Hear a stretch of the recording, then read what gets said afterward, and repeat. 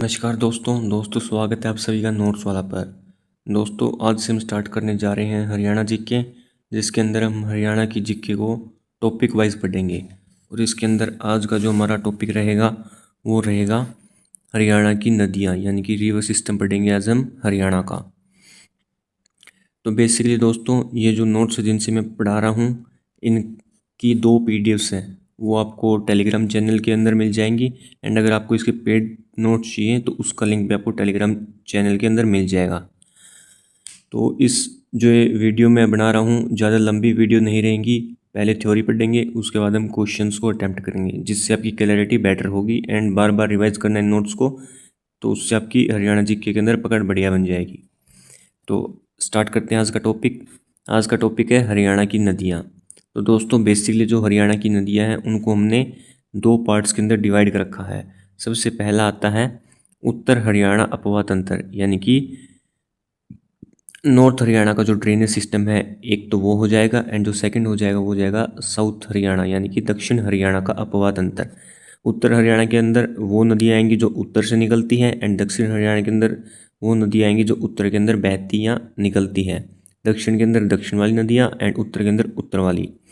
उत्तर हरियाणा के अंदर अगर हम बेसिकली बात करूँ तो टोटल ये नदियाँ आती हैं: यमुना नदी, घग्गर हाकरा नदी, मारकंडा नदी, टांगरी नदी, कौशल्या नदी, सरस्वती नदी एंड चेतांग नदी। जबकि ऑन दी अदर हैंड दक्षिण हरियाणा के अंदर इतनी नदियाँ नहीं हैं, लेकिन इम्पोर्टेंट है उसके अंदर साहिबी नदी, साहिबी के बाद इंदौरी, इंदौरी के बाद हमारी पड़ती है कृष्णावती नदी, एंड उसके बाद है दोहन नदी। तो ये नदियाँ हैं दक्षिण हरियाणा की। यहाँ पर एक नोट है दोस्तों, नोट के अंदर लिखा हुआ है कि जो हरियाणा के अंदर बहने वाली नदियाँ हैं दोस्तों, इनका सर्वप्रथम वर्णन, यानी कि सबसे पहले इनके बारे में किस चीज़ के अंदर बताया गया है, तो वो बताया गया दोस्तों वामन पुराण के अंदर। वामन पुराण दोस्तों वेद व्यास जी द्वारा लिखा गया था। इन्होंने महाभारत भी लिखी थी एंड वामन पुराण भी लिखा था। इसके अंदर इन्होंने बताया था कि जो हरियाणा है उसके अंदर 9 नदियाँ बहती हैं, एंड ये 9 नदियाँ दोस्तों 7 जंगलों में बहती थी। तो ये थे दोस्तों मोटा मोटा सा डिवीज़न। अब इसके बाद हम देखेंगे आगे। तो सबसे पहले उत्तर हरियाणा का अपवा तंत्र पढ़ेंगे हम।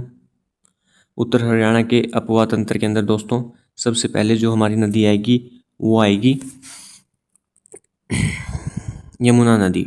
यमुना नदी से हम स्टार्ट करेंगे। ये हमारी यमुना नदी है दोस्तों। सबसे पहले अगर मैं इसके ओरिजिन की बात करूं तो ये दोस्तों यमुनोत्री ग्लेशियर या कह सकते हैं चंपासर ग्लेशियर, ये इसके अन्य नाम है। आसपास के ग्लेशियर है, ये भी पूछ लिए जाते कई बार। बंदरपूंछ ढाल भी कह देते इसको। ये दोस्तों सारी चीज़ें पड़ती है उत्तराखंड के अंदर, गढ़वाल रीजन है वहाँ पर, उसके अंदर ये सारी चीज़ें पड़ती है। तो वहाँ से जो हमारी यमुना नदी है उसका ओरिजिन होता है। हरियाणा के अंदर सबसे पहले अगर मैं बात करूँ तो हरियाणा के अंदर ये एंट्री करेगी ताजेवाड़ा के करीब। यहाँ पर ये देखिए रेड मार्क से मैंने इसको डिनोट कर रखा है, ये हमारी यमुना नदी है। ऐसे हरियाणा के अंदर एंटर करेगी। तो ऋग्वेद कालीन नदी है। 3 बार ऋग्वेद के अंदर इसका वर्णन देखने को मिलता है। हरियाणा की सबसे प्रमुख व एकमात्र 12 मासी सदा नीरा व चिरस्थायी नदी है दोस्तों यमुना नदी। अगर मैं बात करूं एंट्री की तो एंट्री करेगी ये ताजेवाड़ा के अंदर। ताजेवाड़ा पड़ेगा यमुनानगर के अंदर। यहाँ वे इसके ऊपर एक बांध भी बनाया गया है, उसको हम आगे पढ़ेंगे। इसके बाद अगर मैं बात करूं तो ये हरियाणा के अंदर यमुनानगर, उसके बाद जाएगी दोस्तों ये करनाल के अंदर, करनाल के बाद पानीपत, उसके बाद सोनीपत, उसके बाद दिल्ली एंड उसके बाद फरीदाबाद। एंड लास्ट जो डिस्ट्रिक्ट है जिसके अंदर एंटर करेगी वो होगा हमारा पलवल। एंड हसनपुर जो विलेज है, हसनपुर जो पॉइंट है पलवल के अंदर, उसके अंदर से ये एग्जिट कर लेगी। तो आपको एंट्री एंड एग्जिट पॉइंट याद करने हैं। एंड आपको याद रखना है कि ये हरियाणा के पूर्वी सीमा पर है। ये इस साइड हमारा यूपी पड़ेगा एंड इस साइड हमारा हरियाणा। तो ये बाउंड्री डिसाइड करती है यूपी एंड हरियाणा की यमुना नदी एक प्रकार से। अब इसके बाद आगे बात करते हैं। तो दोस्तों जो ये हमारी यमुना नदी ये हरियाणा के 6 जिलों के अंदर बहती है। कुल लंबाई इसकी 1376 किलोमीटर, लेकिन हरियाणा के अंदर है 320 किलोमीटर। और ये हरियाणा की सबसे लंबी नदी भी है दोस्तों यमुना नदी। इसके अगर मैं अन्य नामों की बात करूं तो इसका अन्य नाम है दोस्तों कालिंदी नदी, या इसके उपनाम की बात करूं तो इसके उपनाम होते हैं यम की बहन, सूर्य की पुत्री। ये इसके कुछ अन्य नाम है। अगर मैं इसकी सहायक नदियों की बात करूँ हरियाणा के अंदर, तो हरियाणा के अंदर इसकी बेसिकली जो सहायक नदी है वो पड़ती है पथराला नदी, बूढ़ी नदी, सोम नदी, साहिबी नदी। इसके बाद मस्करा एंड थापना भी इसकी कुछ अन्य सहायक नदियां हैं जो हरियाणा के अंदर पड़ती हैं। और जो अन्य सहायक नदियां जो हरियाणा के अंदर नहीं हैं उनमें है टोंस, गिरी एंड असन, ये दोस्तों। और इसकी अन्य सहायक नदियाँ ये ज़्यादातर पूछे नहीं जाते, बस ये थोड़े हरियाणा वाले जो हैं जो ये आपको थोड़ी सी इंपॉर्टेंट है, याद रखनी है, क्योंकि इनके अंदर एक दो बांध भी बनाए जाते हैं, पूछ लिया जाता है कौन सी कहाँ से बहती है एंड किसकी सहायक नदी है। अब यमुना नदी के अंदर मैंने बताया था आपको बांध है, उन्हीं बांधों में से जो पहला बांध है दोस्तों वो है ताजेवाड़ा बांध। ये पड़ता है यमुनानगर के अंदर जहाँ से एंटर करती है। 1873 के अंदर इसका निर्माण किया गया था एंड 1999 में इसी बांध की जगह पर हथनीकुंड बैराज को बनाया गया है। जो हथनीकुंड बैराज है उसका जो निर्माण दोस्तों 1996 से लेकर 1999 तक हुआ एंड 2002 में हथनीकुंड बैराज को स्टार्ट कर दिया गया एट द प्लेस ऑफ ताजेवाड़ा बांध। तो ये थे दोस्तों बांध यमुना नदी के अंदर। और भी बांध है उनको हम थोड़ा आगे डिटेल में पढ़ेंगे। नेक्स्ट टॉपिक जो रहेगा हमारा वो बांध का ही रहेगा। आज की वीडियो के अंदर हम नदियों को कंप्लीट करेंगे। इसके बाद दोस्तों जो हमारी यमुना नदी है एंड उसकी एक सहायक नदी हमने देखी थी पथराला नदी है एंड सोम नदी, ये तीनों मिलकर दोस्तों बनाती है त्रिवेणी संगम। त्रिवेणी संगम पड़ता है हमारा यमुनानगर के अंदर, जिसको दादूपुर हेड के नाम से भी जाना जाता है। स्पेशली बात करूं तो मेहर माजरा के अंदर पड़ता है दोस्तों ये त्रिवेणी संगम, यानी कि यहाँ पर ये तीनों मिलती है। यमुना के अंदर पथराला नदी एंड सोम नदी दोनों आकर मिलती है, वही पॉइंट हमारा हो जाता है त्रिवेणी संगम। इसके बाद एक नदी हमारी थापना नदी, यमुना की ही सहायक है। ये दोस्तों कुल 15 किलोमीटर लंबी है। इसका ओरिजिन शिवालिक के अंदर से है एंड ये यमुनानगर के अंदर ही मिलती है यमुना नदी में। इसकी स्पेशलिटी की बात करूं तो इसके अंदर पाई जाती दोस्तों महासीर मछली पाई जाती है एंड इसका जो वाटर होता है वो बहुत ब्लू होता है, तो इस वजह से इसको हरियाणा की ब्लू रिवर भी कहा जाता है। किस नदी को? थापना नदी को। थोड़ा सा इंपॉर्टेंट फैक्ट है, याद रखना पड़ेगा आपको। अब दोस्तों हम बढ़ चलते हैं हरियाणा की सेकंड नदी एंड इम्पोर्टेंट नदी है दोस्तों। जो सेकंड नदी है वो हमारी गग्गर हाकरा नदी। ये हरियाणा की सेकंड इम्पोर्टेंट नदी है एंड इसकी जो कुल लेंथ है दोस्तों वो है 241 किलोमीटर। इसकी अगर मैं बात करूं तो दोस्तों इसका ओरिजिन होगा हमारा हिमाचल प्रदेश के अंदर। हिमाचल प्रदेश के अंदर पड़ता है दोस्तों शिवालिक। शिवालिक के अंदर है डगसाई हिल्स, इसके अंदर से यहाँ पर इसका ओरिजिन होगा। सबसे पहले ये एंटर करेगी हरियाणा के अंदर कालका के अंदर। अगर कालका ऑप्शन में नहीं हो तो आपको पिंजौर पे क्लिक करना है, मोस्ट प्रोबेबली कालका ही मिलेगा आपको। तो कालका के अंदर से ये एग्जिट करती है। उसके बाद ये कभी तो जाएगी पंजाब के अंदर, कभी आएगी हरियाणा के अंदर। तो मतलब ये भी एक प्रकार से सीमा बनाने का काम करेगी पंजाब के साथ। यमुना बना रही थी यूपी के साथ, ये बनाएगी पंजाब के साथ हरियाणा की सीमा, हरियाणा का बॉर्डर डिसाइड करेगी। एंड आगे चलते चलते ये लास्ट में जो एग्जिट करेगी हरियाणा से वो करेगी सिरसा के अंदर से। उसके बाद राजस्थान के अंदर एंटर होगी। राजस्थान के अंदर ये हनुमानगढ़ के अंदर जा कर के ऑलमोस्ट विलुप्त हो जाती है दोस्तों। तो इसलिए इसको कहा जाता है डेड रिवर ऑफ राजस्थान, क्योंकि वहाँ पर इस विलुप्त हो जाती है। एंड राजस्थान में अगर हम बात करूँ तो इसको हाकरा नदी या नारा नदी के नाम से जाना जाता है, तो इसलिए इसका पूरा नाम पड़ा है गग्गर हाकरा नदी। हरियाणा के अंदर गग्गर, आगे जाके हाकरा, तो इसको हम कहेंगे गग्गर हाकरा नदी। इसके बाद जो सिरसा है इसके अंदर इसके ऊपर बनाया गया दोस्तों ओटू बांध, जिसको वेराज बांध के नाम से भी जानते हैं या कहते हैं इसको धनुर झील। इसका निर्माण दोस्तों 1896 के अंदर करवाया था एंड इसी के अंदर दोस्तों 2002 में चौधरी देवीलाल पर्यटक परिसर भी देखने को मिलता है आपको। एंड हरियाणा की सबसे पोल्यूटेड नदी, प्रदूषित नदी है एंड जो गग्गर नदी द्वारा निर्मित बाढ़ के मैदान होते हैं उनको कहा जाता है नेली के नाम से, नेली के नाम से उनको जाना जाता है। ये थोड़ा सा इंपॉर्टेंट है कि जो गग्गर नदी बाढ़ के मैदान बनाती है उनको नेली कहा जाता है। तो अगर मैं बात करूँ मैप के अंदर, मैंने यहाँ पर इसको इंडिकेट कर रखा है। सबसे पहले दोस्तों ये आएगी पंचकूला के अंदर एंटर करेगी। उसके बाद अम्बाड़ा, अम्बाड़ा के बाद आएगा कैथल, कैथल के बाद आएगा फतेहाबाद, फतेहाबाद के बाद सिरसा। तो हरियाणा के ये इन डिस्ट्रिक्ट्स के अंदर ये एंटर करेगी हमारी गग्गर हाकरा नदी। अब गग्गर हाकरा नदी की हम देख लेते हैं सहायक नदियाँ। तो इसकी सहायक नदियों की अगर हम बात करूँ तो सबसे पहले आती है इसकी सहायक नदियों में झाझरा नदी। उसके बाद आती है कौशल्या नदी, ये इसकी इंपॉर्टेंट नदी है। कौशल्या नदी का उद्गम होता है दोस्तों हिमाचल प्रदेश एंड हरियाणा के बॉर्डर पर एंड पिंजौर के अंदर ये मिल जाती है दोस्तों घाघरा के अंदर। एंड इसी नदी के ऊपर बना हुआ है कौशल्या बांध। इस कौशल्या बांध का यूज़ किया जाता है दोस्तों पंचकूला एंड चंडीगढ़ के अंदर वाटर सप्लाई के लिए। तो ये थोड़ा सा इंपॉर्टेंट फैक्ट है। कौशल्या नदी टोटल 20 किलोमीटर है हरियाणा के अंदर लेंथ में। इसके बाद नेक्स्ट जो सहायक नदियाँ आएंगी उसके अंदर एक पड़ती है मारकंडा नदी, टांगरी नदी, चेतांग नदी एंड सरस्वती नदी। ये इसकी कुछ और अन्य सहायक नदियां हैं घग्गर हाकरा नदी की। इसके बाद तीसरी इंपॉर्टेंट नदी पड़ती है हरियाणा के अंदर दोस्तों, वो है मारकंडा नदी। मारकंडा नदी की अगर मैं बात करूं दोस्तों तो इसका ओरिजिन होता है हिमाचल प्रदेश के अंदर कटासन देवी मंदिर के पास में नाहन सिरमौर के अंदर।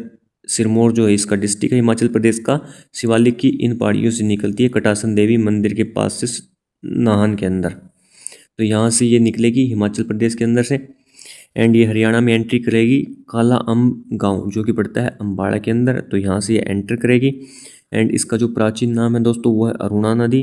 कई बार पूछा जाता है। इसकी टोटल लेंथ की बात करूँ तो 120 किलोमीटर इसकी लेंथ है, जिसमें से 90 किलोमीटर है हरियाणा के अंदर।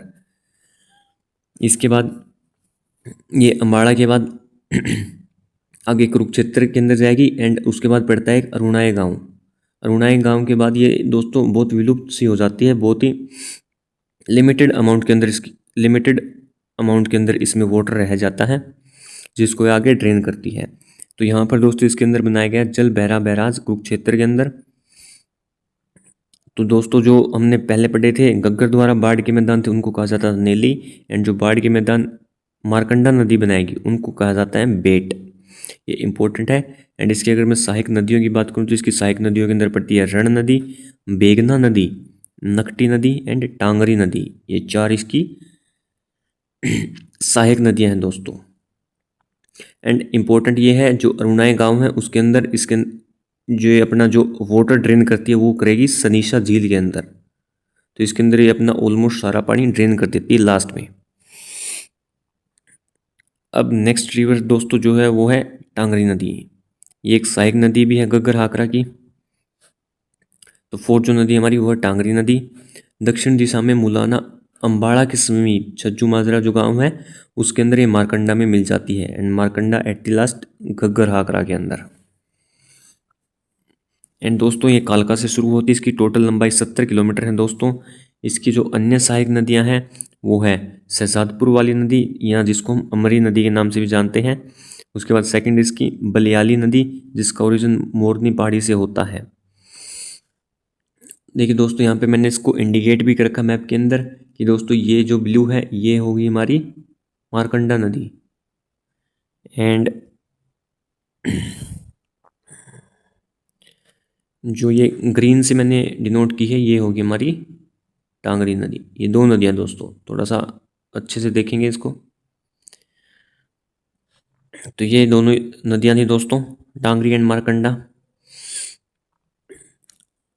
अब नेक्स्ट जो नदी है दोस्तों वो है इम्पोर्टेंट नदी है दोस्तों, प्राचीन नदी है हरियाणा की। ये दोस्तों सरस्वती नदी ऋग्वेदकालीन पवित्र नदी है दोस्तों। वर्तमान में विलुप्त है, यानी कि वर्तमान में ये नदी नहीं बहती है, प्राचीन समय में बहती थी। इसका जो उद्गम है वो दो स्थानों से माना जाता है। हरकीदुन ग्लेशियर जो कि पड़ता है उत्तराखंड के अंदर, एक तो उससे माना जाता है एंड सेकंड माना जाता है सिरमौर पहाड़ी जो पड़ती है हिमाचल प्रदेश के अंदर। एंड जो हमारे जो पुराण है जो ग्रंथ है उनके अंदर माना जाता है कि ये हिमाचल प्रदेश से निकलती थी, पवित्र नदी थी दोस्तों ये। हरियाणा के अंदर मैं बात करूँ स्पेशली दोस्तों इसकी, तो हरियाणा में एंट्री करती है आदि बद्री जो कि यमुनानगर के अंदर पड़ता है। उसके बाद ये पेहवा जो कि कुरुक्षेत्र के अंदर पड़ता है उससे एग्जिट कर लेती थी हरियाणा से। सरस्वती नदी सनीसा झील जो हमने पीछे पड़ी थी, सनीसा झील से टांगरी व मारकंडा का पानी उठाकर शतराणा पटियाला में घंगर में मिला देती थी। दोस्तों हमने पढ़ा कि पीछे जो टांगरी नदी थी एंड वो मारकंडा नदी थी वो दोनों दोस्तों मिलती थी। एंड जो सनीसा झील थी ये दोस्तों ये सनीसा झील थी, इसके अंदर दोस्तों अपना दोनों अपना मिलकर पानी ले जाने का काम करती थी। इसके बाद ये दोनों जाकर कहाँ पे मिल जाती थी, ये मिलती थी घग्गर नदी के अंदर। तो इसी प्रकार से प्राचीन समय में माना जाता है कि दोस्तों जो हमारी सरस्वती नदी थी तो इस सनीसा झील के अंदर से टांगरी व मारकंडा का पानी उठाकर घग्गर में मिल जाती थी। कहाँ पर मिलती थी? पटियाला के अंदर जाके मिलती थी। तो थोड़ा सा इंपॉर्टेंट फैक्ट है, याद रखना आपको। वर्तमान में अगर हम बात करूँ तो जो हमारी घग्गर नदी है उसी को हम क्या कहते हैं? उसी को हम कहते हैं सरस्वती। सरस्वती का रूप ही मानी जाती है। जो हमारी वर्तमान में जो हमारी घग्गर नदी है उसको सरस्वती का रूप माना जाता है। सरस्वती नदी की अगर मैं पुनः खुदाई की बात करूं तो ये यमुनानगर के मुगलावाली गांव से स्टार्ट की गई है। एंड केंद्र सरकार ने इसके लिए कमेटी भी बनाई है, जिस कमेटी का नाम है के.एस. वाल्दिया कमेटी। यानी कि ये कमेटी काम कर रही है सरस्वती नदी की खुदाई पर। 2015 में यहाँ पर दोस्तों Haryana Saraswati heritage development board की भी स्थापना की गई, जिसका जो मुख्यालय वो पंचकुला के अंदर है। एंड जो सरस्वती नदी को पुनर्जीवित करने का श्रेय दिया जाता है वो दिया जाता है दर्शन लाल जैन को। ये जगाधरी जो कि यमुनानगर के अंदर पड़ता है उससे बिलोंग्ड है। ये हम जो स्टेट्स पढ़ेंगे उसके अंदर हम थोड़ा सा और डिटेल में पढ़ेंगे इनको। एंड सरस्वती से ही आपको याद रखना है, जो मुस्तफ़ाबाद था उसका नाम चेंज करके सरस्वती नगर कर दिया है। तो मोस्ट जो इम्पोर्टेंट फैक्ट्स थे वो मैंने सारे लिख दिए हैं सरस्वती नदी से रिलेटेड। आई होप आपको समझ में आए होंगे। इसके बाद जो नेक्स्ट इम्पोर्टेंट नदी है वो है दोस्तों द्रसदवती या फिर चेतांग नदी। ये भी ऋग्वेद कालीन नदी दोस्तों। एंड ये हमारे जो सिरमौर पड़ता है हिमाचल प्रदेश के अंदर उससे ये क्या करती थी? अपना ओरिजिन स्टार्ट करती थी, अपनी जर्नी को स्टार्ट करती थी। एंड सरस्वती नदी के पैरेलल बहा करती थी दोस्तों। ये जो सरस्वती नदी उसके पैरेलल बहती थी। एंड जो सीसवाड़ सभ्यता हम पढ़ेंगे सिंधु घाटी सभ्यता के अंदर ही, उसी के अंदर एक सभ्यता थी सीसवाड़ संस्कृति, इसी नदी के किनारे रहा करती थी दोस्तों। एंड इसकी जो सहायक नदी है वो राक्षी नदी का उद्गम माना जाता है रादौर यमुनानगर से। एंड ये विलय क्या करती थी? लाडवा कुरुक्षेत्र के अंदर। ये इतनी इंपॉर्टेंट नहीं इसकी सहायक नदी, बस ये आपको याद रखना कि चेतांग नदी को द्रसदवती नदी के नाम से जाना जाता था। एंड ये पैरेलल बहा करती थी सरस्वती नदी के। तो ये थी दोस्तों हमारी उत्तर हरियाणा का अपवाद तंत्र। अब हम पढ़ेंगे दक्षिण हरियाणा का अपवाद तंत्र। इसके अंदर ज़्यादा नहीं, 4 इंपॉर्टेंट नदियां हैं जिनको हम थोड़ा सा डिटेल में पढ़ेंगे। इसके अंदर आपको सबसे पहली जो नदी है वो है साहिबी नदी। साहिबी नदी की अगर मैं बात करूं तो एक ऋग्वेद कालीन नदी है जिसका वैदिक नाम दृष्टद्युति माना जाता है। दक्षिण हरियाणा की सबसे लंबी एंड इम्पोर्टेंट नदी है दोस्तों साहिबी नदी। साहिबी नदी की अगर मैं ओरिजिन की बात करूं तो इसका जो ओरिजिन होगा वो होगा राजस्थान के अंदर से। अरावली जो रेंज है राजस्थान के अंदर, वहाँ से इसका ओरिजिन है दोस्तों। इसके अंदर स्पेशली बात करूं तो अजीतगढ़ गांव है एंड एक मनोहरपुर गांव है, इन दोनों के बीच में से निकलती दोस्तों साहिबी नदी। एंड ये हरियाणा के अंदर एंटर करेगी रेवाड़ी के अंदर। रेवाड़ी के बाद ये फिर वापस से राजस्थान के अंदर जाएगी वापस। एंड उसके बाद गुरुग्राम। एंड उसके बाद ये एग्जिट कर लेगी झज्जर से हरियाणा के अंदर से एग्जिट कर लेगी दोस्तों। तो दक्षिण हरियाणा की सबसे लंबी एंड इम्पोर्टेंट नदी है। अगर मैं इसके अन्य नाम की बात करूँ तो नाड़ा नंबर 8 भी इसी को कहा जाता था। एंड साबी नदी भी इसी का अन्य नाम था। स्पष्ट मार्ग यानी कि क्लियर मार्ग अपना हरियाणा के अंदर बनाएगी तीतरपुर मसानी गांव रेवाड़ी के अंदर से। एंड ये अनेक जलधाराओं में विभाजित हो जाएगी कुटाणी गांव झज्जर से। यहाँ पे मैंने इसको डिनोट भी रखा है, आप नोट्स के अंदर देखेंगे कि झज्जर के अंदर से अनेक धाराओं के अंदर डिवाइड हो जाती है। एंड लास्ट में सोंधी जो गांव है वहाँ पर ये सारी अनेक जलधाराएं एक मिल जाती है, यानी कि एक नदी बन जाती है। एंड हरियाणा से एग्जिट कर जाती है। हरियाणा से एग्जिट करने के बाद दोस्तों ये अंत में जो गिरती है वो गिरेंगी नजफगढ़ झील, जो कि दिल्ली के अंदर पड़ती है। उसके अंदर ये सारी गिर जाती है। नजफगढ़ या फिर ढासा बांध भी इसी के ऊपर बनाया गया है जिसको नजफगढ़ झील कहा जाता है। अगर मैं इसके नामकरण की बात करूं तो इसकी जो सहायक नदियां 100 होती थी, इस वजह से इसका नाम पड़ा है साहिबी नदी। टोटल लेंथ इसकी 120 किलोमीटर। एंड इसकी अगर सहायक नदियों की बात करूं तो इंदौरी नदी, दोहन नदी, कृष्णावती नदी, सोता नदी एंड बरकानिया नाला, ये इसकी कुछ अन्य सहायक नदियां हैं दोस्तों। तो वन ऑफ द इम्पोर्टेंट नदी है दक्षिण हरियाणा के पॉइंट ऑफ से। इसको आपको थोड़ा सा देख लेना, अच्छे से देखना है इसको आपको। तो अब दक्षिण हरियाणा के अंदर नेक्स्ट जो नदी पड़ेंगे वो है हमारी इंदौरी नदी।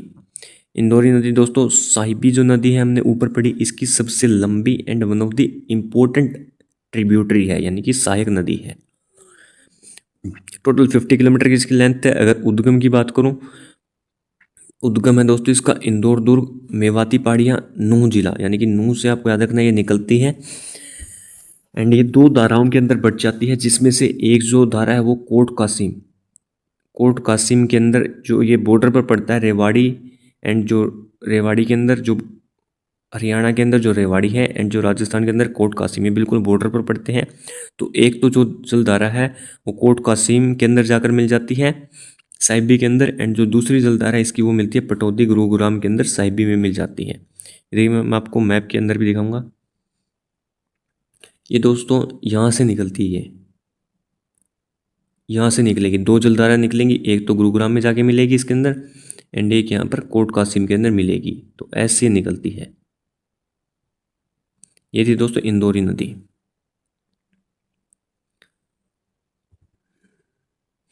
अब इसका अगर मैं पुराना नाम की बात करूँ तो अंशुमती नदी इसका पुराना नाम था। पुराना नाम आपको मारकंडा का ज़रूर याद रखना है, अरुणा था। एंड जो इंदौरी नदी था उसका है अंशुमती नदी। इसके बाद जो तीसरी जो नदी है दक्षिण हरियाणा की वो है कृष्णावती नदी, या कसौती नदी भी कहा जाता है इसको। इसका जो उद्गम है वो हुआ राजसमंद की पहाड़ियों से राजस्थान के अंदर से। एंड हरियाणा में एंट्री करेगी महेंद्रगढ़ में। वर्तमान में ये जो नदी है विलुप्त है। एंड जो सुरेटी चूचकवास नीमराणा ये रेवाड़ी झज्जर के क्षेत्रों में सिंचाई करने का काम करती है। मतलब ये कुछ और छोटी मोटी नदियां हैं। ये पूछा गया था एक बार एग्जाम के अंदर क्वेश्चन की, मतलब जो ये जो नदियां हैं सुरेटी चूचकवास नीमराणा ये कहाँ पर सिंचाई करने का काम करती है। तो ये रेवाड़ी एंड झज्जर के जो एरिया है उसके अंदर सिंचाई करने का काम करती है। इसके बाद चौथी जो नदी है वो हमारी हो जाएगी दोहन नदी या फिर वसुधरा नदी। इसका जो उद्गम है वो माना जाता है नीम का थाना राजस्थान के अंदर से। एंड ग्रंथों में जो भृगु ऋषि थे दोस्तों उनकी पत्नी पोलिमा के नेत्रों के आंसुओं से निकलने वाली नदी इसको माना जाता है दोहन या वसुधरा नदी को। ये महेंद्रगढ़ के अंदर दोस्तों टोटल 50 किलोमीटर बहने के बाद विलुप्त हो जाती है दोहन एंड वसुधरा नदी। तो दोस्तों ये थी हरियाणा की नदियाँ। हरियाणा की नदियाँ हमने देख ली। अब हम करेंगे इससे रिलेटेड क्वेश्चंस। तो हमारा सबसे पहला क्वेश्चन है वो है दोस्तों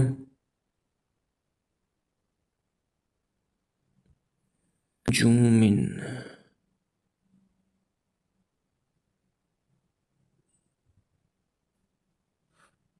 ओके, तो हमारा फर्स्ट जो क्वेश्चन है वो है किस नदी का उद्गम स्थान चंपासर ग्लेशियर है। चंपासर ग्लेशियर हमने पढ़ा था, जो हमारी यमुना नदी है उसका जो उद्गम स्थान था वो चंपासर ग्लेशियर था। उत्तराखंड के अंदर से निकलती है, गढ़वाल रीजन के अंदर से निकलती है, तो वो थी हमारी यमुना नदी। यमुनोत्री ग्लेशियर भी उसको कहा जाता है या फिर चंपासर ग्लेशियर, इसलिए मैंने 2 से 3 नाम रखे थे उसके अंदर।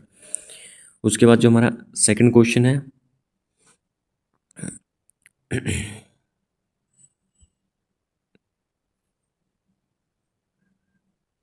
वो है हनुमान चट्टी में हनुमान गंगा का मिलन किस नदी में होता है। तो हनुमान चट्टी एक स्थान पड़ता है एंड इसके अंदर से एक नदी निकलती है हनुमान गंगा। तो हनुमान गंगा का मिलन किस नदी में होता है। तो इसका होता है दोस्तों यमुना के अंदर। यमुना के अंदर हनुमान गंगा मिलने का काम करती है। एंड जो प्लेस है जहाँ पर ये मिलती है उसको कहा जाता है हनुमान चट्टी। तो ये क्वेश्चन भी आपको थोड़ा सा देखना है। उसके बाद थर्ड क्वेश्चन है कौन सी नदी कालेसर अभ्यारण्य के पास हरियाणा में प्रवेश करती है। कालेसर पड़ता है हमारा ऊपर की साइड। तो ऊपर की साइड मैंने आपको बताया था जो कालेसर वन्यजीव अभ्यारण्य है यहाँ पर देखने को मिलता है हमें यमुनानगर के अंदर। तो यहाँ से हमारी जो एंट्री करेगी वो करेगी दोस्तों यमुना नदी।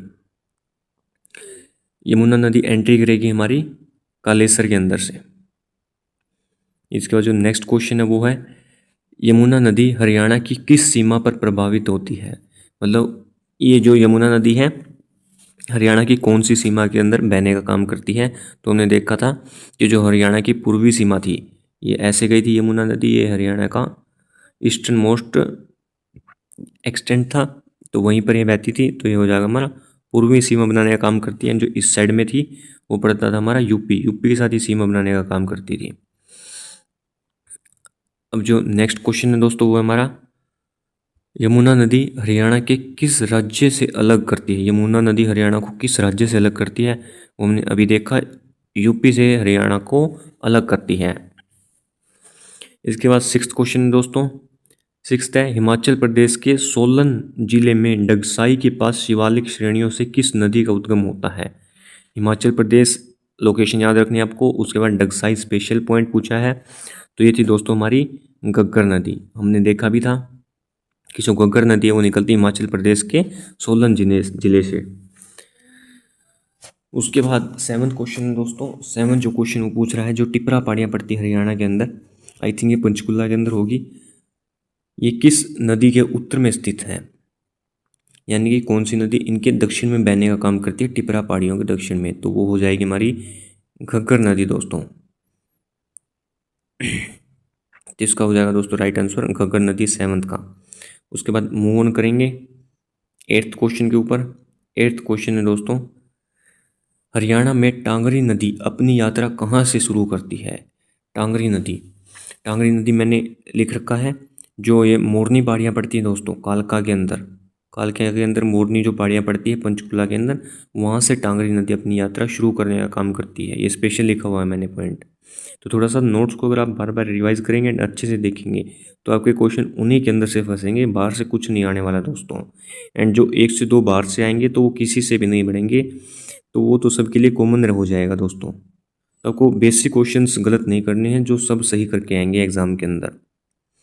इसके बाद नेक्स्ट जो क्वेश्चन है नाइन्थ क्वेश्चन, ऐतिहासिक मान्यताओं के अनुसार कौन सी नदी पंजाब के संगरूर में घग्गर में मिलती थी?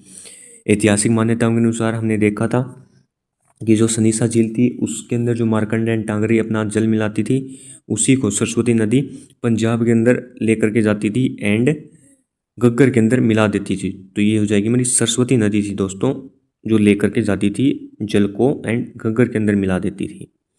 नेक्स्ट जो क्वेश्चन है वो दोस्तों, मार्कंडा नदी सरस्वती नदी में किस स्थान पर मिलती है? तो मार्कंडा नदी हमने देखी थी सरस्वती नदी के अंदर मिलती थी दोस्तों सनेसा झील। सनेसा झील आई थिंक कुरुक्षेत्र के अंदर है, उसी के अंदर मिलती है दोस्तों ये दोनों। इसके बाद नेक्स्ट क्वेश्चन है, नूह जिले की मेवाती पहाड़ियों से कौन सी नदी निकलती है? नूह जिला हमारा दक्षिण के अंदर पड़ता है, तो दक्षिण अपवाह तंत्र की नदियाँ मिलेंगी।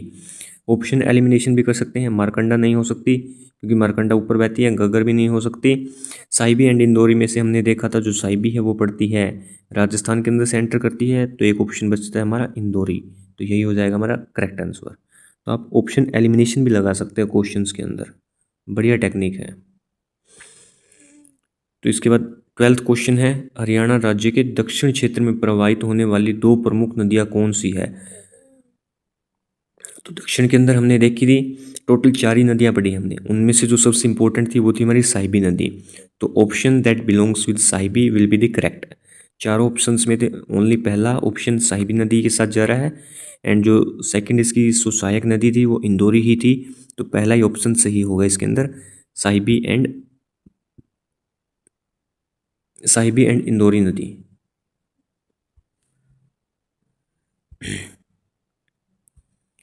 अब जो 13th क्वेश्चन है वो कह रहा है, रेवाड़ी वह स्थान है जहाँ पर साहिबी नदी उसके बाद स्टेटमेंट दी हुई है। रेवाड़ी वह स्थान था, हमने देखा था जो साहिबी नदी थी वो किसके अंदर करती थी? हरियाणा में प्रवेश करती थी, सरस्वती नदी में मिलती थी। ये तो होगा ही नहीं क्योंकि सरस्वती तो दक्षिण हरियाणा में आ ही नहीं सकती। उसके बाद यमुना नदी के साथ बहती थी, नहीं ऐसा भी कुछ नहीं पढ़ा हमने। दो धाराओं में बंट जाती थी, नहीं रेवाड़ी के अंदर तो बेसिकली एंटर करती थी साहिबी नदी, तो हरियाणा में प्रवेश करती थी, यानी कि B option will be the correct one. उसके बाद अब हमारा नेक्स्ट क्वेश्चन है दोस्तों, वो है निम्नलिखित में से किस नदी का उद्गम शिवालिक पहाड़ियों से नहीं होता है? नहीं होता है तो पूछा है, तो यानी कि दक्षिण हरियाणा की नदी मिलेगी। तो टांगरी जो नदी है वो तो हमने देखी थी, जो नॉर्दर्न नदी है उसके अंदर पड़ती है, मारकंडा भी वहीं से निकलती है एंड सरस्वती का तो ओरिजिन ही स्पेसिफिकली शिवालिक से होता है, तो इसका जो ऑप्शन होगा वो होगा दोहन नदी। तो B option will be correct, क्योंकि ये हमने देखा था ये दक्षिण हरियाणा के अंदर बहने वाली एक नदी है, तो इसका ओरिजिन शिवालिक से नहीं हो सकता है। नेक्स्ट 15th क्वेश्चन की अगर मैं बात करूँ तो 15th क्वेश्चन है, निम्नलिखित में से किस कौन सी नदी हरियाणा राज्य से होकर नहीं बहती है? हरियाणा राज्य से ही पूछ लिया। तो सबसे पहले दोहन हमने पढ़ी है, साउथ जो हरियाणा उसके अंदर बहती है। साहिबी भी हमने देखी है बहती है। घग्गर तो डेफिनेटली बहेगी। महानदी नहीं बहेगी दोस्तों, ये उड़ीसा के अंदर शायद आई थिंक बहती है। उड़ीसा आंध्र प्रदेश की साइड वहाँ पर बहने का काम करती है। मुख्य नदी है साउथर्न इंडिया की। तो हमारा आज का जो लास्ट क्वेश्चन है वो रहेगा, हरियाणा में मारकंडा तथा घग्गर नदी द्वारा निर्मित बाढ़ के मैदान क्या कहलाते हैं? ये हमने पढ़ा था दोस्तों नोट्स के अंदर। तो मारकंडा के अंदर हमने देखा था जो बाढ़ के मैदान मारकंडा बनाती है उसको हम कहते हैं बेट, एंड जो घग्गर बनाती है उसको हम कहते हैं नेली। तो B option will be the correct, बेट एंड नेली। And I think this is all done for today. तो दोस्तों आज की वीडियो के अंदर हमने देखा हरियाणा की नदियों के बारे में, यानी कि हरियाणा का ड्रेनेज सिस्टम, हरियाणा का अपवाह तंत्र। नेक्स्ट वीडियो के अंदर करेंगे इन नदियों के ऊपर बने बांध एंड जो भी इम्पोर्टेंट क्वेश्चंस जो बन सकते हैं बांधों से रिलेटेड, यानी कि डैम से रिलेटेड। तो अब मिलते हैं नेक्स्ट वीडियो में। आई होप वीडियो आपको अच्छी लगी होगी, एंड अगर आपको लगता है कि इस वीडियो से अंदर आपको कुछ सीखने को मिला है तो do share subscribe our channel. Thank you. जय हिंद, जय Bharat, have a good day.